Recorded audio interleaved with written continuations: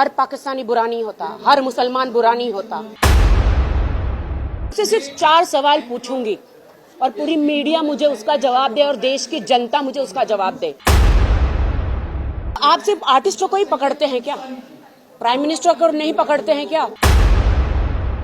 क्या आपको 2 साल पहले की बात प्रोटोकॉल की याद दिला दूं? एक्स पाकिस्तान के जो पीएम थे, क्या नाम है उनका, नवाज शरीफ जी के पास तो हमारे प्राइम मिनिस्टर मोदी जी तो बगैर इनविटेशन के चले गए थे पाकिस्तान। उनको तो पूरे हिंदुस्तान में किसी ने नहीं रोका।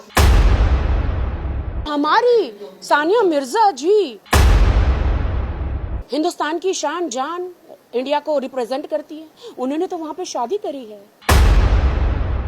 सबसे पहले मुझे वो 4 जवाब चाहिए हिंदुस्तान से, हिंदुस्तान की आर्मी से और मीडिया से।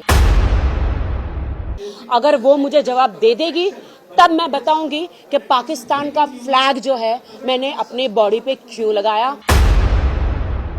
इसलिए मेरा दिमाग मत चाटना, ओके? और जियो और जीने दो।